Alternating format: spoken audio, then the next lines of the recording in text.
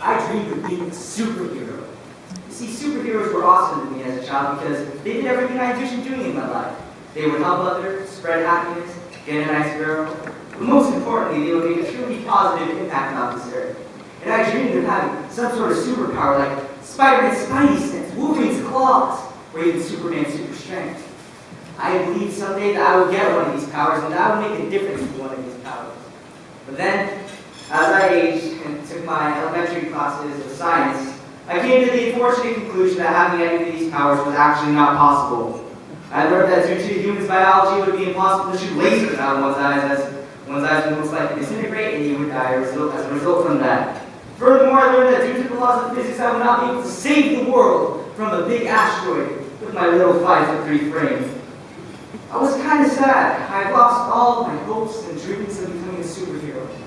Yet, in the subsequent years, as I aged and became the classic swagalicious man I am now, I struggled with that. I struggled with the idea that I couldn't be a superhero, not in the fact that I couldn't have a superpower, but rather in the fact that I couldn't make a difference in a way that superheroes did.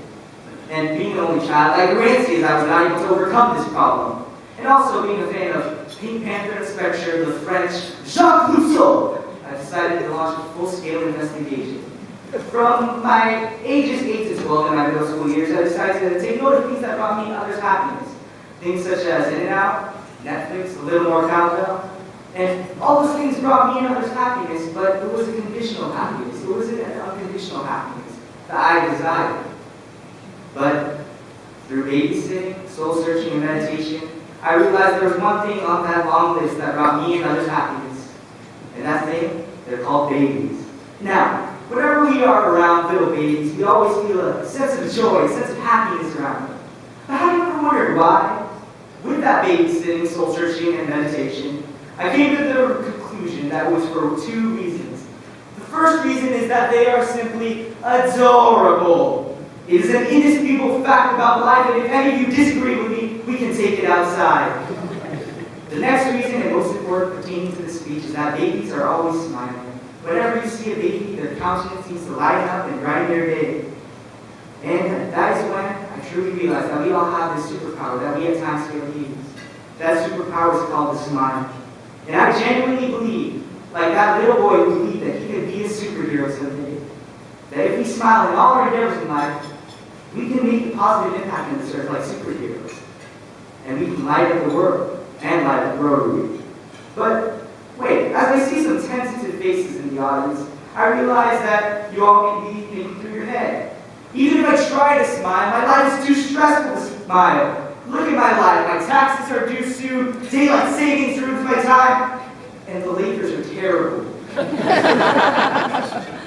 All these things seem to make our lives terrible, and they always hinder our mood. But what if I told you this? Smiling can not only benefit us and others, but it can benefit the whole world and make the Lakers seem a little better. It is one of the phenomena of this world that can be explained by a little thing we call science. You see, when someone smiles at you, your neuronal signals are stimulated, and those signals are carried from the cortex of your brain to the brainstem. From there, the cranial muscle carries that signal further toward the smiling muscles in your face. Once our smiling muscles in our face contract, there is a positive feedback loop that goes over and over again and reinforces our feeling of joy and happiness. Smiling stimulates our brain's reward mechanisms in a way that chocolate, which, as we all know, is a well-regarded pleasure booster, cannot match. And as I see your face is tentative once again, I realize that some of you may not even understand what I said to the scientific description of a smile. So it can be simply summed up as this. A smile is like a contagious disease of positivity. It is a genuine superpower. And now, since I've been talking a lot about smiling and seemingly advertising like it's a sham wow commercial, you all may be wondering, what is this little Asian boy with the big glasses trying to say? What this little Asian boy with the big fat glasses is trying to say is this. If we are to smile in all our endeavors in life, whether it be service or a beautiful walk down the beautiful streets of Pasadena, California, we can make a difference in this world. We can be heroes to others. We can spread happiness. And to further validate this idea, I will put it through the magical Rotary 4-way test and show how much of a difference we can make and that we can light up Rotary. First off, we ask, is it the truth? If truth is defined as the quality or state of being true, then this truth is true, partially. Everywhere in the world, from Taiwan to the happiest place on earth, Measles land, people are making a difference on this earth, smiling wherever they are. Look at Measles' mouse. He's always smiling. People are using their superpower to smile to make a positive impact on this earth. But it was only partially true because the potential of this truth being fulfilled is reached short. People everywhere still suffer because of the accentuating circumstances they face, such as the language being bad, and also other circumstances not seen in their art within your moods.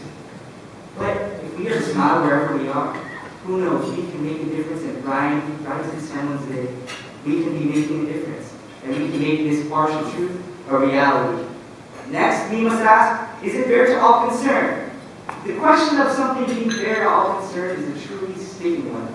It's heavily debated, like Kanye West or Robin Williams, or Brian Williams' credibility, or Bill O'Reilly's credibility. These are all heavily debated things. But if we, as proud Americans, define fairness as the equal opportunity and the right of doing something, then I say today, just like my forefathers, that this Smile Initiative is most definitely fair. We all have this opportunity to use this smile to make a difference in this world, and we can use it for the greater good. Now we must ask, will it build better goodwill and better friendships? Yes! Smiles are more contagious than the flu. If we were to smile more often, we can spread happiness more often, which in turn creates better goodwill and better friendships. Recently, McDonald's launched their Love is Endless campaign, which encouraged each of their employees to treat every interaction with a customer as an event of love. Even if McDonald's food isn't as good as the wonderful food we have today, we can all agree this. Better goodwill and better friendships were created. Even McDonald's Yelp reviews were better. Better goodwill and better friendships were created at this McDonald's. Now we must ask, is it beneficial and will it be beneficial to all concerned? It most definitely will. I have explained to you, if we are to smile in all our endeavors in life, we are being superheroes, spreading happiness and saving others' lives. But I have yet to mention the benefits we get from smiling more often. Doctors everywhere agree that when you smile more often, your immune system is boosted. And also it acts as a facet for stress relief. Even if you don't feel happy, it is still great to smile. It is known by psychologists that even if we force ourselves to smile, we can instantly lift our spirits up by forcing ourselves to smile. When we smile, we feel a unique sense of happiness. And when we're happy, we get something psychologists call the happiness advantage. This scientific study shows that when we are happier, we were 40% more productive, we get better sales numbers, we are able to stay awake even through daylight savings, we are able just to be more prosperous in general. And with our Rotarians, I challenge you. I already know that you are the best in the business of volunteerism and service. Through your efforts in eradicating polio and your great giving around the world, you've made this world a better place. But as we all walk out here today, I challenge you. I challenge you to smile. I challenge you to smile when we are serving others or when we're walking down the beautiful streets of Pasadena, California. If we take this extra mile to maximize our full potential of making this world a better place, we can double the difference. Think of us people as candles and our superpowered smile as a light. We start off by each one of us here in this very room. If we keep smiling once we walk outside this room, we can cause a ripple effect that will light up Rotary. And before you know it, we can light up the world. Thank you very much.